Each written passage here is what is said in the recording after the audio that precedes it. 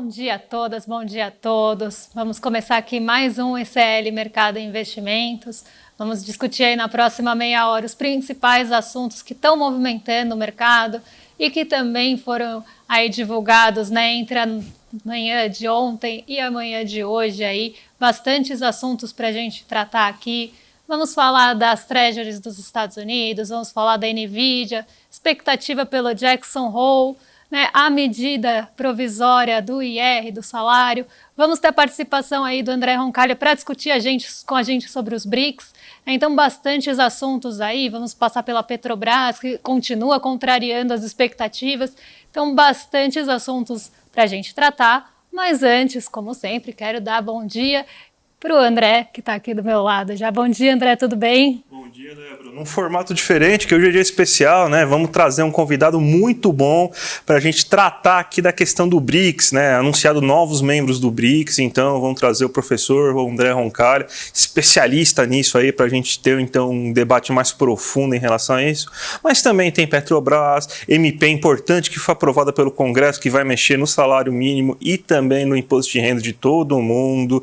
Tem o caos que está o mundo atualmente aí por causa das notícias aí do Fed principalmente, né? Então muita coisa para a gente falar. Então vamos começar já com a matéria que está no nosso site aí, mostrando aí o resultado da NVIDIA, o simpósio de Jackson Hole, né? Porque a Débora agora vai comentar, né? Como que está o mundo, Débora? Como que está a situação global aí? O que esperar e o que já dá para ver aí com fechamento de Ásia, com abertura de mercados na Europa, nos Estados Unidos. Como que está, então, esse pequeno mundão aí, Débora? Depois do baque que a gente teve ontem, André, até alguns mercados da China fechando com uma queda um pouco mais acelerada, né? A gente teve aí também alguns pontos, né, sendo aí trazidos por conta dessa expectativa pelo Jackson Hole, né? Mas a gente teve pontos positivos também, né? A NVIDIA, ela divulgou os resultados ontem, já tinha uma expectativa bem grande para o resultado da NVIDIA, ela teve o lucro aí 800% maior do que o esperado, né? E esse lucro não só surpreendeu, mas ela também mais que dobrou as receitas. E aí, claro que o fechamento, né, o resultado foi depois do fechamento do mercado lá nos Estados Unidos, em Nova York, mas a gente tem aí, né, essa perspectiva já estava ocorrendo, mas a gente teve essa movimentação impactando a Ásia e a Europa hoje, né? A NVIDIA,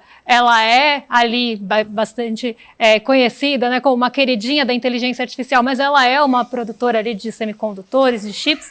Então, todo o mercado asiático voltado para os chips e para os semicondutores acabaram tendo aí um benefício, foram beneficiados pelo resultado da NVIDIA com otimismo e levaram aí esse otimismo levou a Ásia para cima hoje, né? Então, a gente teve alta no Xangai Composto, alta no Nikkei, alta no TAIEX, enfim, o mercado asiático todo em alta hoje.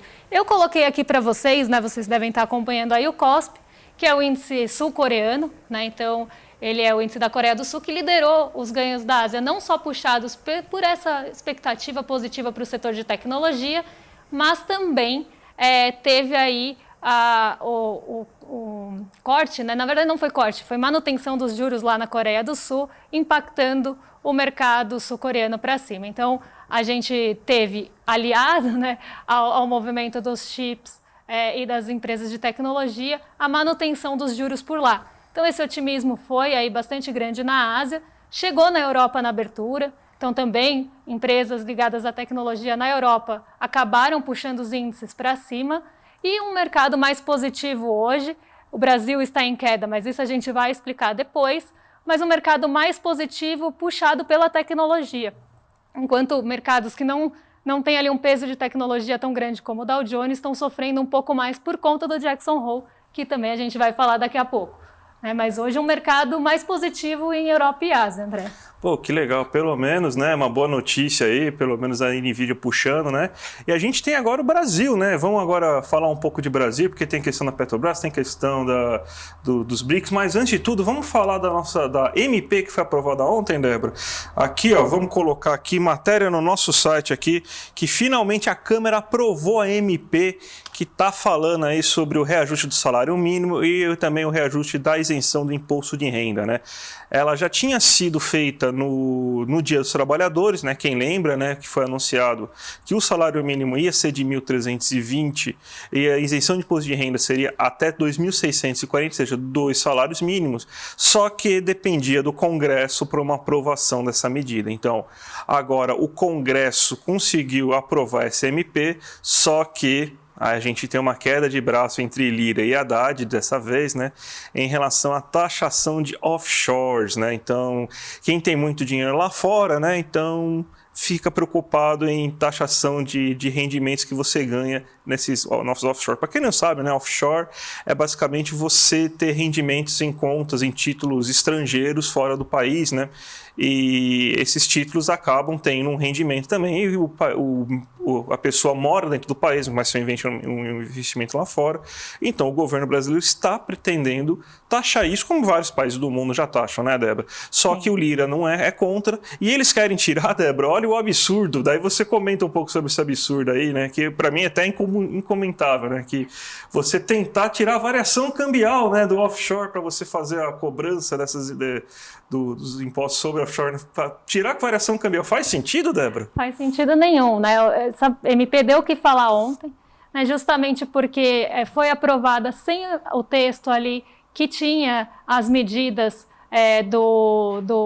as medidas da MP que falavam sobre offshore. Está sendo uma queda de braço entre o Lira e o Haddad, né, essa discussão, né, em relação aí ao offshore. E aí o Lira falou que é mais fácil aprovar, né, essa MP, né, essa lei que vai tratar das offshore, se tirar a variação cambial, o que não faz o menor sentido. Qualquer investimento que sofre variação cambial, né, acaba sendo, mesmo que esteja ali não diretamente aquela variação cambial, isso tem impacto nos ganhos, né? E aí ele deu essa sugestão, incomentável, como o André falou, porque a gente sabe muito bem interesses aí de quem tem dinheiro fora, querer tirar a variação cambial é porque ela está querendo proteger algum interesse próprio. Né?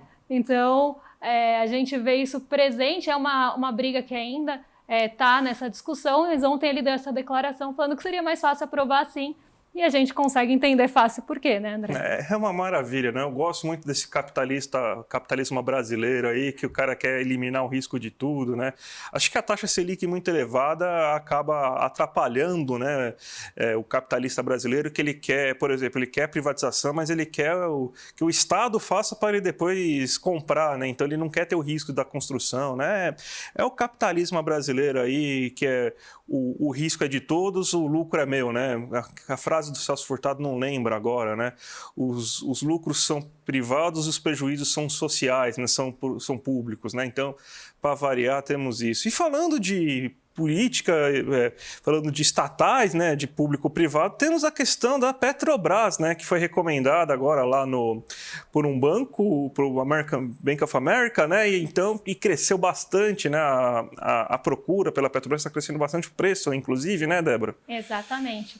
Eu vou colocar aqui para vocês na tela, né, como é que está a Petrobras hoje, e aí a gente discute, porque ontem, né, a gente já tinha essa notícia, né? Na verdade, a gente já tinha um impulso da Petrobras por conta do arcabouço fiscal, mesmo num dia que o petróleo Brent estava em queda, né? Então a gente teve já estava uma aceleração da Petrobras indo na contramão de outras empresas ligadas ao petróleo de uma forma global, porque o Brent estava em queda, mas hoje o Brent está com uma queda ainda mais acelerada. Então o petróleo está caindo no mercado internacional e a Petrobras está em alta forte aí de 0,71%. Ontem fechou com quase 6% de ganho, né? E até vi aqui no chat que algumas pessoas perguntaram, logo no início da manhã, o que está acontecendo com a Petrobras?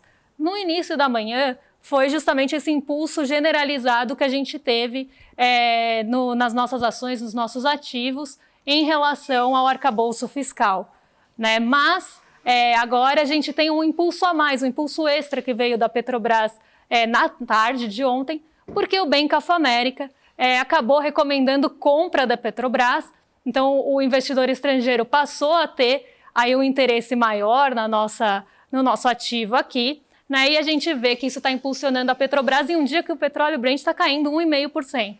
Né? Então, a gente vê aqui tanto números de dia, né, de variação do dia anterior, aí puxado de uma forma mais forte, mas acumulado no ano, acumulado em 12 meses, acumulado no mês de agosto, que tem sido bastante negativo para outros setores, a gente vê aí a Petrobras para cima, a Petrobras no terreno positivo. E agora vamos falar dos BRICS, né? A gente está com essa cúpula lá na África do Sul, bastante também no radar do mercado. A gente tem aqui a participação do André Roncalha com a gente para discutir os BRICS, então seja bem-vindo aí ao Mercado de Investimentos, André. E vamos tentar descobrir aí e também discutir de uma forma diferente que a gente está vendo aí da mídia tradicional, né? Exatamente. Então, antes de tudo aí, professor André Roncalha, seja muito bem-vindo aqui, um especialista para a gente falar, não tem assunto melhor, né? Surpreendeu todo mundo, né? Vamos falar disso, né? 6 novos membros do BRICS, temos até aqui um gráfico, né? Uma imagem que a gente preparou aqui para vocês para mostrar aqui os antigos membros, né? E os novos membros dos BRICS aí, para você comentar, né? Então, para quem não está vendo aqui, além do Brasil, Rússia, Índia, China e África do Sul, né? South Africa, né? Por isso que é BRICS, temos agora a Argentina, a 23ª maior economia do mundo. Temos também a Arábia Saudita, a 18ª maior economia do mundo, o Egito, a 41ª maior economia do mundo, Emirados Árabes Unidos, 33ª maior economia do mundo, Etiópia, um representante da África Negra, muito importante, inclusive, para os planos da China em relação à expansão do BRICS, né? Número 59 no mundo, e o Irã, uma grande surpresa, vamos dizer, uma grande afronta até, né? Em número 43 do mundo. Então, professor, como que você vê a entrada desses membros? Como que você está vendo, então, o peso político e a questão até da industrialização, né? Até o próprio Fernando Haddad falou, né? A importância que vai ter o BRICS num processo de reindustrialização brasileira agora? Exatamente. Bom, prazer estar aqui com vocês, Débora e André. De fato, essa é uma mudança quase de placas tectônicas, né, no cenário internacional. Porque o que a gente está vendo aqui agora é um movimento de institucionalizar, vamos dizer, aqueles que geralmente são invisibilizados pelo sistema financeiro internacional. Inclusive, esse é um movimento que o presidente Lula vem fazendo, de criar instituições que olhem para os países em desenvolvimento, né, que ele chamou desses invisíveis pelo FMI, né, pelo Banco Mundial, e faça agora um movimento mais forte em ter uma representatividade no PIB mundial muito maior. Então, a gente está falando de um grupo que ele é muito significativo, né, a gente possivelmente vai passar aí de 50% do PIB mundial, e a gente tem 40% da população global. Então, é um movimento importante que vai abrir novos campos de investimento, né, como a gente está falando, a transição verde, a transição energética, e com uma série de interesses geopolíticos muito marcados e também muito contraditórios dentro do grupo. Então não vai ser algo tão trivial, né, articular todos esses interesses, mas eu acho que é a abertura de um novo horizonte. A gente estava até conversando antes, né? Quase que uma nova OPEP, né? Exatamente. Quantidade de petróleo, né? Quase 90% da produção de petróleo aí mundial, com Rússia, com a Arábia Saudita, Emirados Árabes Unidos. Você vai ter, então, também o peso da Argentina, aí vai começar a negociação, né? O Irã, verdade, né? Uma negociação agora muito pesada, inclusive, né? Para renegociação de dívidas, né? A Argentina agora podendo fugir do FMI, né? Caso não aconteçam loucuras nesse momento, né? Não, exatamente. A gente, obviamente, aqui enxerga um problema que é grande, que é fugir do dólar, de uma maneira a não sacrificar os planos de desenvolvimento desses países. Já não é de hoje, né? Pelo menos desde o início do ano, que o Brasil vem falando dessa proposta de desdolarizar, de principalmente oferecer para a Argentina um lastro, que ela não precise depender do dólar para conseguir estabilizar a sua moeda, estabilizar a sua economia. Fazer isso não é trivial, porque, como a gente vê, e vocês falam muito aqui, o dólar ele era uma infraestrutura financeira. Ele não é meramente uma moeda. Então, fazer essa mudança, eu acho que vai ser um desafio grande, mas eu acho que a gente está no início de uma transformação profunda. E como você falou, 90% do petróleo mundial sendo gerido dentro desse grupo, certamente vai causar, né, uma transição nos mercados financeiros. Exatamente. Né? E a gente também vê, né, como você mesmo falou, aí esse conflito, né, de uma transição mais verde com 90% do petróleo estando dentro dos BRICS. Então, eu acho que isso também é um ponto aí para a gente ficar atento de como vai ser gerido, como é que vai ser solucionado, né? Então, provavelmente, né, keynesiano também, o nosso querido professor, né, o Bancor finalmente vai sair do papel, será, com isso? Olha, seria bom, né, que isso acontecesse finalmente, depois de quase 70 anos esperando isso.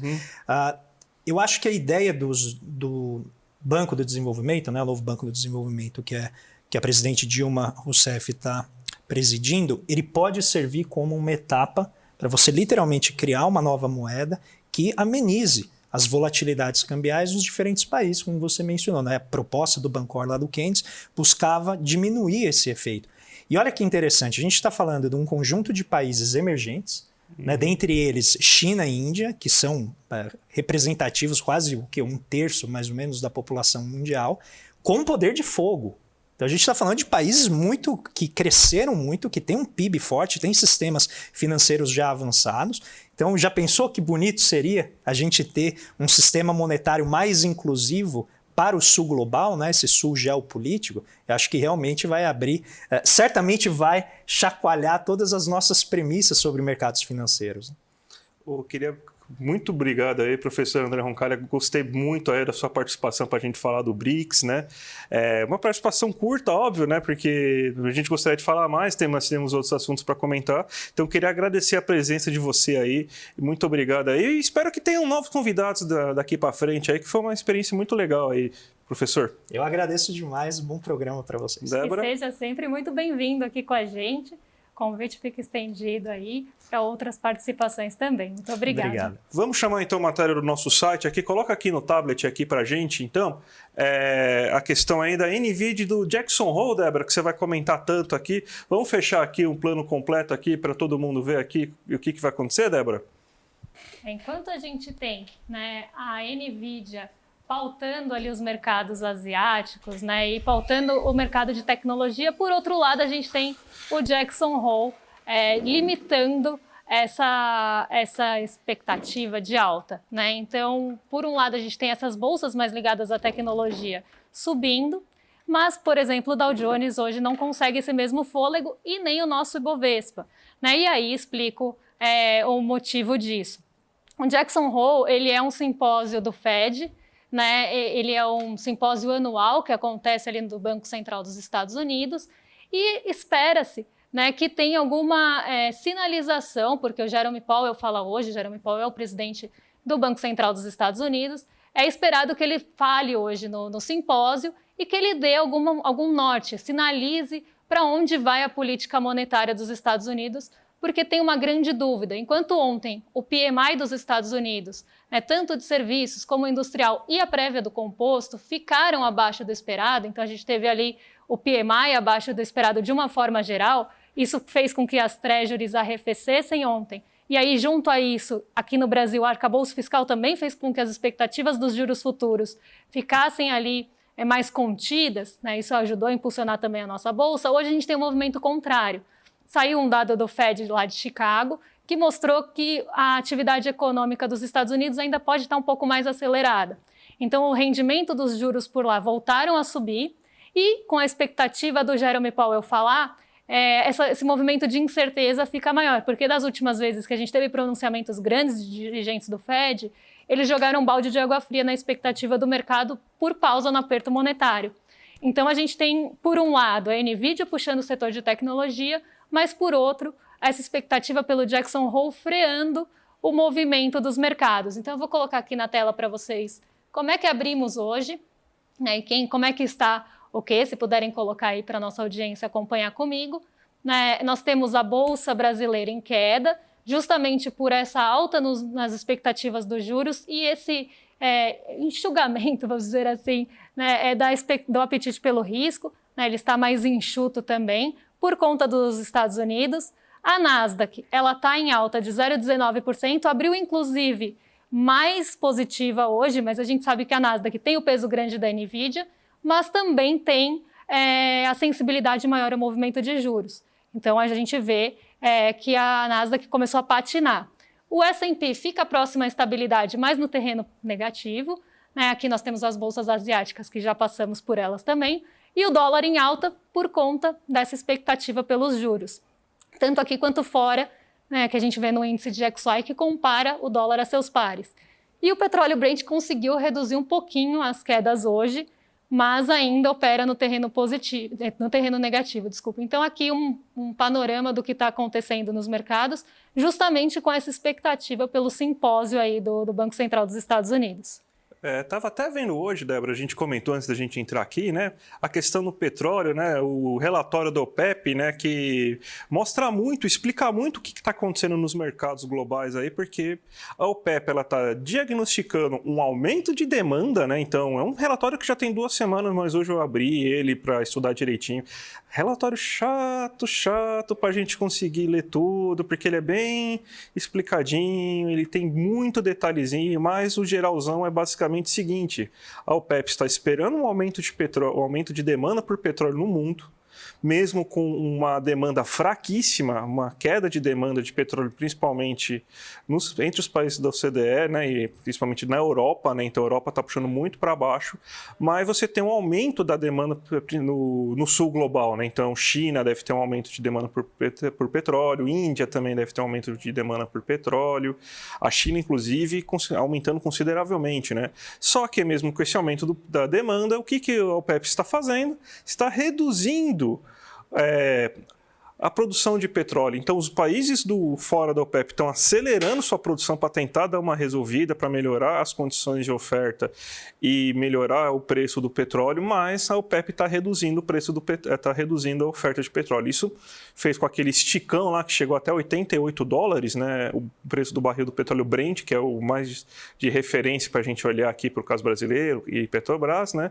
Só que tem que pagar o salário do Neymar, então você tem que forçar o aumento do preço do petróleo. Então eles estão caindo numa estratégia clara de aumentar o preço do petróleo no mercado internacional para que eles consigam uma rentabilidade maior. Então, essa é a grande explicação, né, para você ter esse aumento, né? E agora um certo ajuste, né? Porque aumentou bastante, situações especulativas, e depois desses esticões que acontecem no mercado financeiro, você começa a ter um reajuste de preço para uma realidade mais natural. Mas foi isso aí que aconteceu, Débora. E foi mês passado que foi a primeira vez que a OPEP revisou as expectativas para a demanda da China, né? Do petróleo. Então, ela vinha aí numa estabilidade, até uma incerteza. E aí esse relatório da OPEP mostrou que essas expectativas foram revisadas, mas sem a contrapartida de mais produção, né, justamente para forçar o preço. Não só pagar o salário do Neymar, mas também a Arábia Saudita, um fundo da Arábia Saudita é um dos favoritos para comprar uma parte da Braskem aqui no Brasil, né? Então tem que pagar os dois.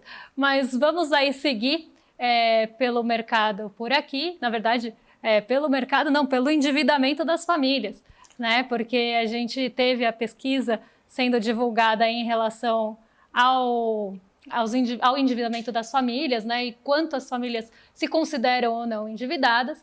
E aí eu quis trazer também os dados da última pesquisa da Serasa para vocês, que justamente confirmam, né, essa percepção da população de quanto elas estão endividadas e onde, né, André?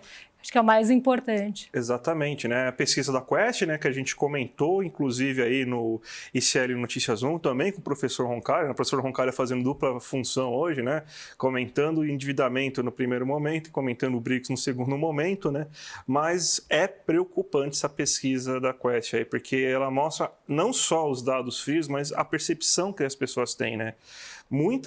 Tem uma parcela considerável que acredita, acima de 50% das pessoas que responderam à pesquisa, né, não acreditam que vão resolver isso no curto prazo, a questão do endividamento. O maior volume de endividamento, com certeza, é do cartão de crédito, porque é a forma mais fácil de você conseguir ter acesso a crédito. Se você passar no centro de São Paulo hoje e tropeçar, você consegue um cartão de crédito, porque eles dão a torto e direito cartão de crédito, com limite, inclusive, às vezes bem elevado. E as pessoas usam cartão de crédito, muitas vezes, para comprar o básico, né? A gente lembra na pandemia, e ainda está acontecendo isso, né? Se você vai em algum mercado um mercado um pouco maior, aquele que as pessoas fazem umas compras mais largas lá, chega a se perguntar no caixa se você não quer parcelar a compra do mês, ou a compra da semana, inclusive, depende, né? Depende como que é o seu fluxo no mercado. Eu faço compras semanais, tem gente que faz compras mensais, a cada 15 dias, mas as pessoas estão oferecendo para parcelar as compras. Então, as pessoas estão se endividando, não é para comprar coisas de luxo, bens supérfluos, ou mesmo um bem mais caro, como um carro, um imóvel. Não, as pessoas estão se endividando para comprar arroz, feijão, óleo, macarrão e tudo mais, e carne e tudo mais. Então esse é o grande problema do endividamento das famílias hoje. Você vê que contas bancárias também, né, você acaba tendo um elevado índice, ou seja, as pessoas não estão conseguindo o básico, não estão conseguindo pagar suas contas básicas e aquela escolha, né? Vocês não falam tanto que a economia tem que ser que nem uma dona de casa, aquele blá blá blá, que toda vez que você fala isso, né, um macroeconomista tem um infarto, porque comparar um país com uma casa, com o orçamento de uma casa, é uma das besteiras maiores que um macroeconomista pode ouvir. E você tem justamente essa situação, né, que as pessoas elas têm que fazer a escolha. Eu vou comer ou vou pagar a luz? Eu sei que se eu não pagar a luz, eles vão cortar a minha luz. Mas eu preciso comer. É o bem de primeira necessidade. Então, você acaba se endividando e acaba entrando numa bola de neve terrível. Então, a gente sabe desse problema. A situação piorou muito com a questão da pandemia. A gente está melhorando nossos dados de renda, a gente mostrou os dados do Diese, que a gente está conseguindo melhores condições de trabalho e de remuneração, né? A remuneração está vindo com ganhos reais, só que na PNAD mesmo a gente continua vendo que a renda média continua baixa, mesmo com o desemprego caindo. A gente precisa melhorar a qualidade do emprego, precisa melhorar a renda, porque senão a gente vai continuar nessa situação, Débora. Você tocou num ponto bem importante, né, André? Quando a gente passa lá no centro, que começam a oferecer cartões ali, o número de cartões de crédito entre o ano passado e esse, mais que dobrou, né, o número de emissões.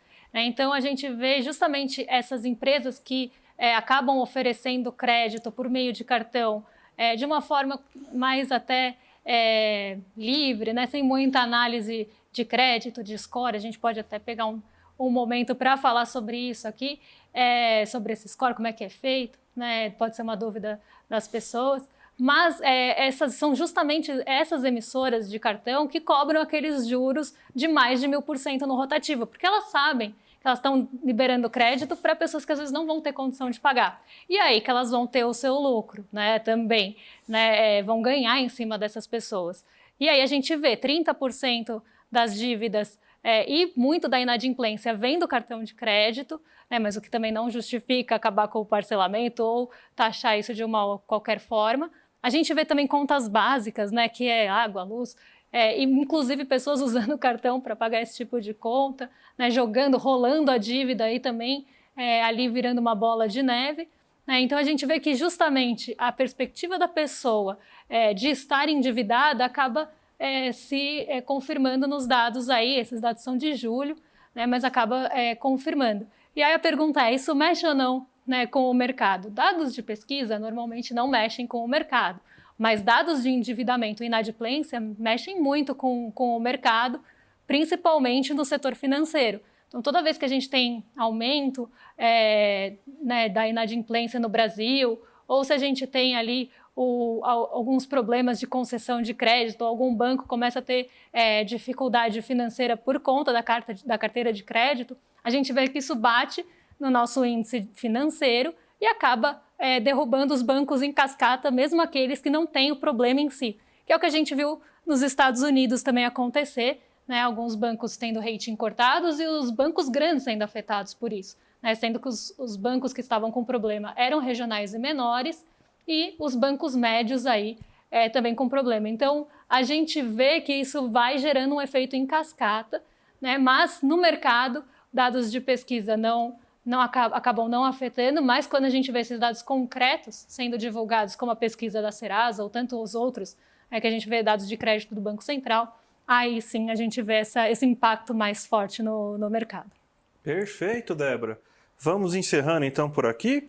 Mas sem antes esquecer de chamar aqui a nossa super aula que vai acontecer no dia 31 de agosto, gente, com Eduardo Moreira e Marilene Chauí. O que é filosofia? Então, vamos lá, gente, se inscreva aqui, ó, o link aqui é www.icl.com.br/mercado. Então, se inscrevam, imperdível. A Marilene Chauí é maravilhosa. Vou falar para vocês de novo, pesquisarem qual que é o conceito dela, o que ela acha da classe média, e se vocês procurarem no Google e achar essa frase, com certeza vocês vão ver a aula dela, gente. Exatamente, né? A gente podia até ver se é possível trazer um pedacinho aí, porque essa definição é o retrato realmente da classe média brasileira. Então se inscrevam, né? Eu quero também desejar um bom dia para vocês. Amanhã estamos de volta a partir das 11 para tratar de assuntos importantes aqui, de investimentos, economia, do mercado de uma forma geral. Então, amanhã estamos de volta. André, obrigada. A audiência, obrigada. Bom dia para todos. Bom dia para todo mundo, gente. Obrigado, audiência, e até amanhã, gente. Tchau, tchau. Confira agora a programação completa desta quinta-feira, dia 24 de agosto. Às 13 horas, a aula Como montar bancos comunitários com o professor Hamilton Rocha. Às 15 horas, Megacidades e Espaço no Mundo Contemporâneo, com o professor Jorge Jauregui. Às 17 horas, a aula de espanhol com a professora Pilar Monteiro.